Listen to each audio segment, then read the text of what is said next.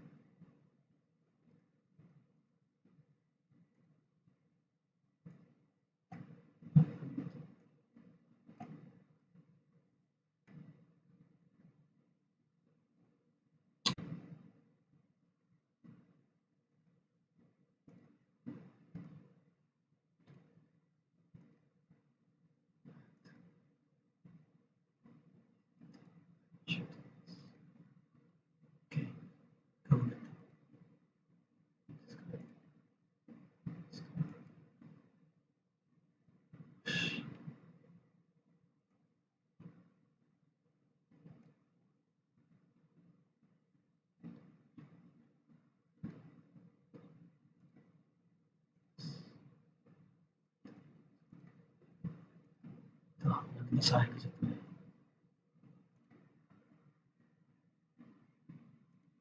Ayoko makita magkumukha ako pero tumagal ako dito.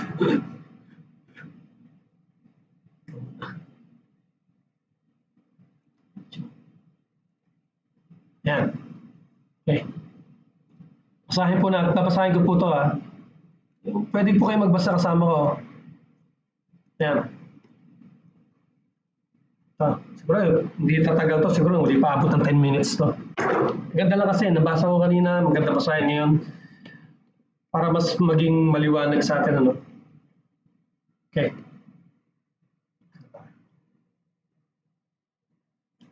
Kung gusto niyo sumabay sa akin na basahin pwede kung mababasa niyo dito sa maliit Pwede po kayo pumunta doon sa description below.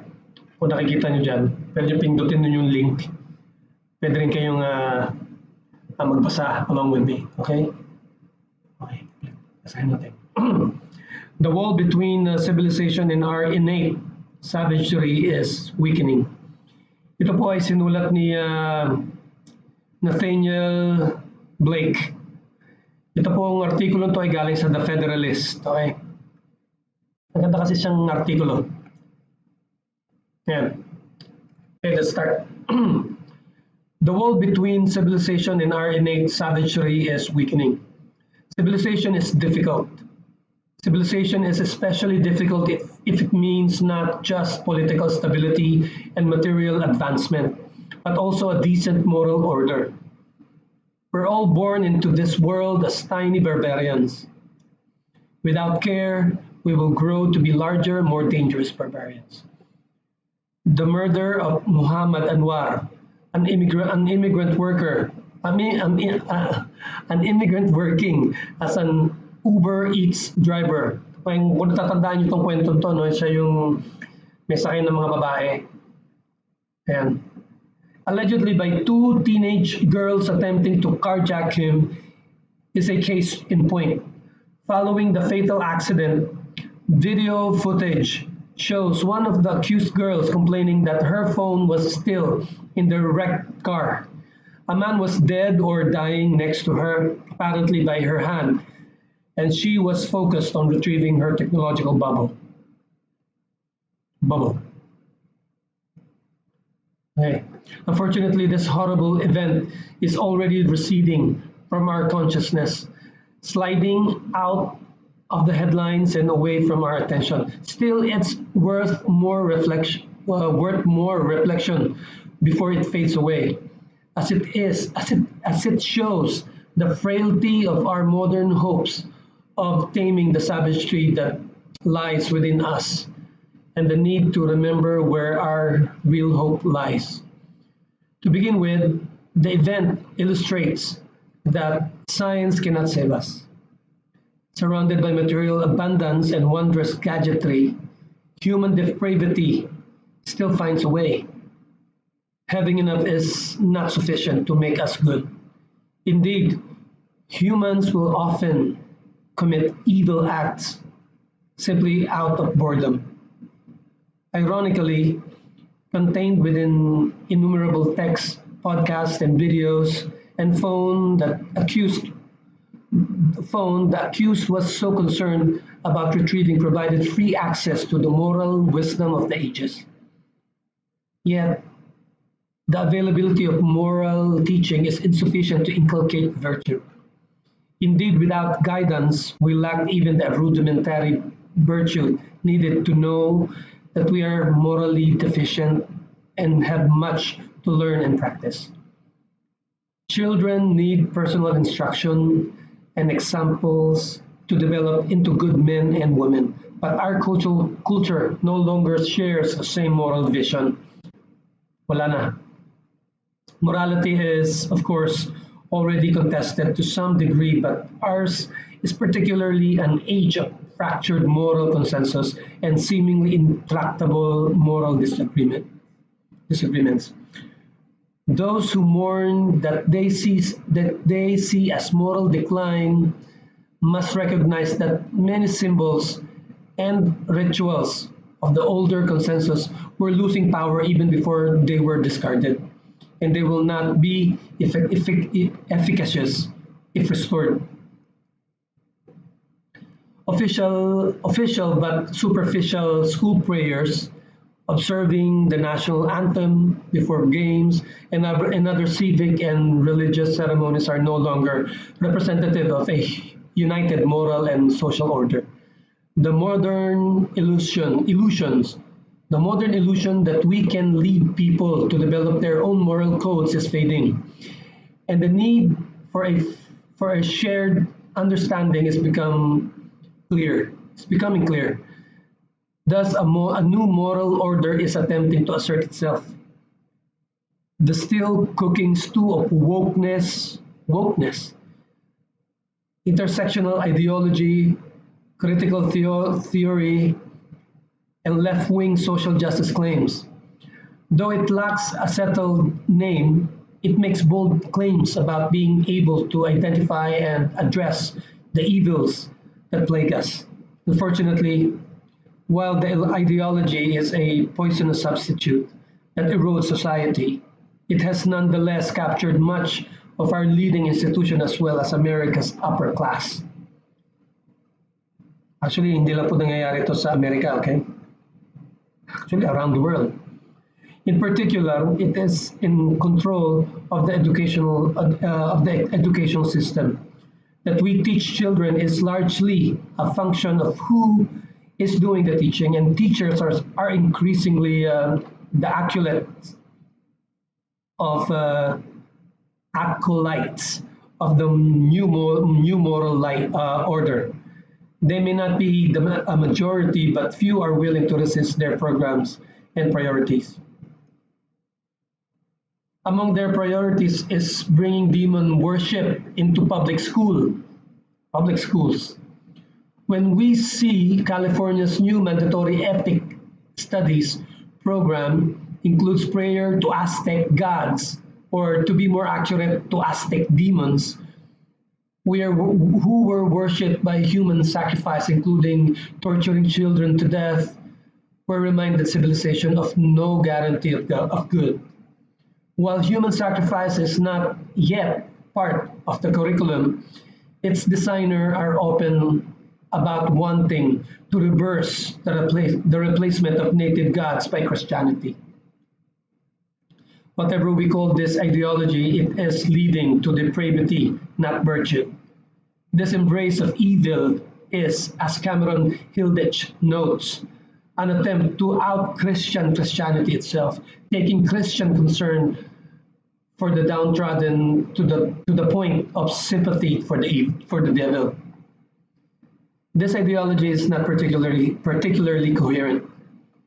The Aztecs, after all, were imperialists who enslaved and murdered the people around them, which made it easy for Spanish conquistadors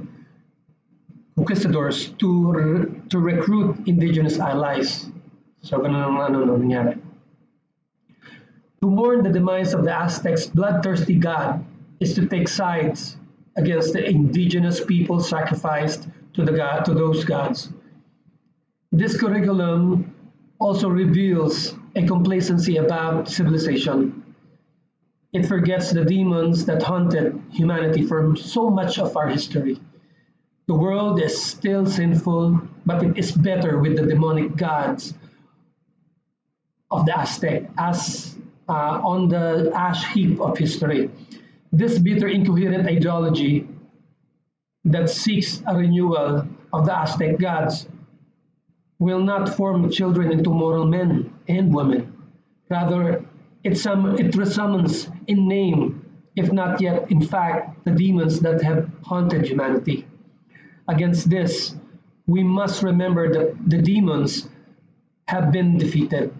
Around 2,000 years ago, another empire, powerful, magnificent, and sometimes cruel, casually crucified a man. He was one of many it condemned, and with little thought. He had thought remarkably and even performed miracles, but he still died an agonizing, ignominious death. And then something happened. He rose from the dead, not as a ghost, not as a spirit, but bodily, with a heart pumping blood and lungs breathing oxygen. And the demons retreated as word of the resurrection spread. For he had conquered sin and death, by which man had been bound to the demons. Unlike the demons, he did not demand human sacrifice to earn favor, for he had become human to be sacrificed on our behalf. This is a revelation that God goes beyond making us moral, for it transforms our being before the perfection of the divine victim. Moral remonstrances are both affirmed and humbled.